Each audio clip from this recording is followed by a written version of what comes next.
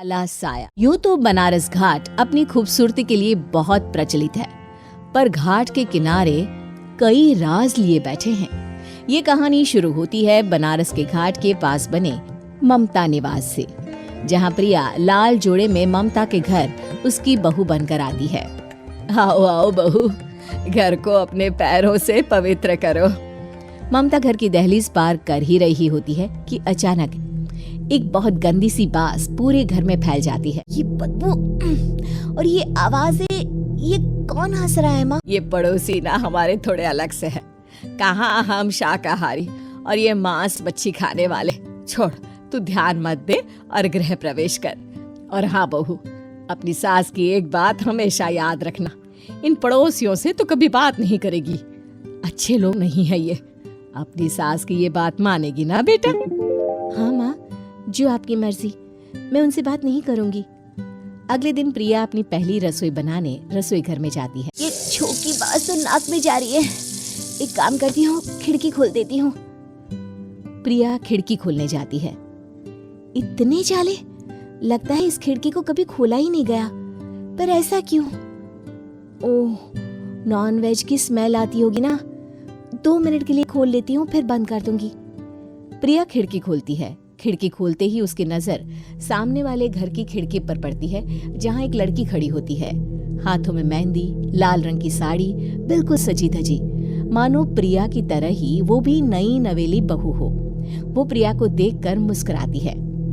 हे भगवान, माँ ने तो इनसे बात करने को मना किया था। प्रिया फौरन ही खिड़की बंद कर देती है और तवे पर चढ़े रोटी की ओर देखने लगती है, पर वहाँ रोटी न होकर मछली पड़ी होती है। ये क्या? पहली ही रसोई में इतनी बड़ी गलती! हे भगवान, अब मैं क्या करूं? प्रिया बहुत डर जाती है और फौरन रसोई की सफाई करने और फिर सभी के लिए खाना बनाने लग जाती है। जब वो सबको खाना परोसती है, सब तो ठीक है, मैं बेकार में चिंता कर रही थी।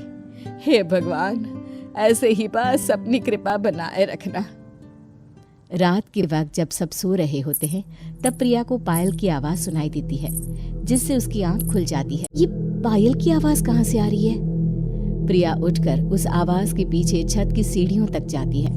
तभी उसे बच्चे के रोने की आवाज आती है। प्रिया छत पर जाती है तो क्या देखती है? वही लाल साड़ी वाली लड़की अपनी गोद में एक नवजात बच्चे को घुमा घुमा कर सुला रही है। तब प्रिया की नजर उसके पेट पर पड़ती है। ओह गॉड, ये तो प्रेग्नेंट भी है। सुनिए, बच्चा सो नहीं रहा है क्या? मैं कुछ मदद करूं? नहीं नहीं, आपके घर वालों को अच्छा नहीं लगेगा, मैं संभाल लूंगी। स्नेहा की गोद से बच्चा हाथ मारकर प्रिया की गोद में आने को छटपटाने लगता है। दोनों घर अगल बगल में बने होने के कारण प्रिया उस बच्चे को गोद में ले लेती है। प्रिया के पास आते ही वो सो जाता है। बच्चे का वो स्पर्श रात भर प्रिया भूल नहीं पाती और अगली सुबह वो छत पर कपड़े सुखा रही होती है। तभी उसे एक औरत इशारा करके बुलाती है। स्नेहा कह रही थी बाबू तुम्हारी गोद में आते ही सो गया। मैं गौरी, स्नेहा की माँ हूँ।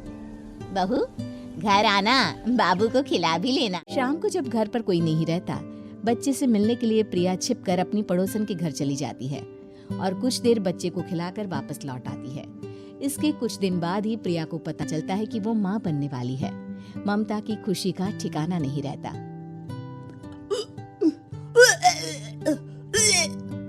माँ जी, पता नहीं क्यों उल्टी आ रही है। प्रिया भागती हुई वॉशरूम में जाती है तो हरे और लाल रंग की उल्टी करती है।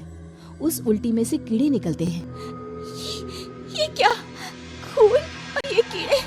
माँ, माँ! प्रिया की आवाज सुनकर ममता दौड़ कर आती है, पर बेसिन में कुछ नहीं होता। प्रिया हक्की बक्की रह जाती है। ये सब क्या हो रहा है?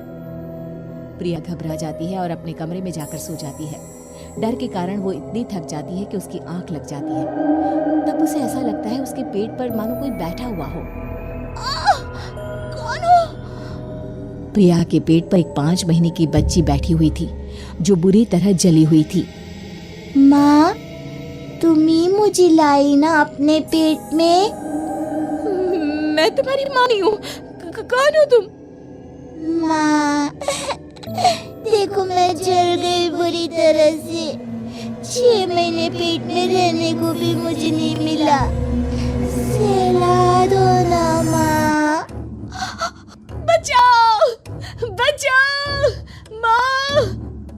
ममता दौड़कर कमरे में आती है। प्रिया की बातें सुनकर वो सब समझ जाती है। तू कहीं बगल वाले घर में नहीं जाकर आई ना बहू? मुझे माफ कर दो, मैं गई थी माँ। उस घर में सब मरे हुए हैं बहू। कई साल पहले स्नेहा उस घर में बहू बनकर आई थी। कुछ ही दिन में वो एक बच्चे को जन्म देने वाली थी। पूरा घर बच्चे के आने की खुशी में खोया था कि एक दिन अचानक उस घर में आग लग गई। सब बुरी तरह जलकर मर गए। गौरी आज भी दादी बनने का इंतजार कर रही है और इसीलिए स्नेहा ने अपना अजन्मा बच्चा तुम्हारी कोख में डाल दिया। ममता ये कह रही होती है कि पीछे से उसके पैरों को एक बच्चा पकड़ लेता है। दादी, दादी। माँ, स्नेहा की गोद में ये बच्चा कौन है फिर? तेरी मौत। जिस चीज का ममता को डर था वही हो गया। ममता निवास के ऊपर मौत ने चादर बिछा दी थी। प्रिया का पेट ऐसे बढ़ जाता है मानो 9 महीने का हो। 2 हाथ उसके पेट से बाहर निकलते हैं। बहू, संतोष को फोन कर, किसी पंडित जी को बुला बहू। प्रिया का पति भागता हुआ घर आता है। ये तो होना ही था माँ। तेरा पाप तेरे सामने आ गया तो तू सह नहीं पा रही है। स्नेहा घर में आग लगी नहीं थी, माँ ने लगाई थी प्रॉपर्टी की लालच में। और वो बच्चा मेरी पहली पत्नी का बच्चा है, मेरा बेटा, जो कि उस आग की चपेट का शिकार हो गया था। मैंने तुमसे ये सब माँ के कहने पर छुपाया था।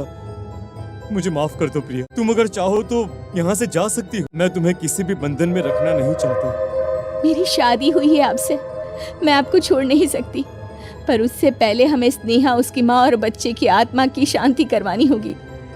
संतोष और ममता गौरी के घर जाते हैं। अंदर सब कुछ जला हुआ होता है।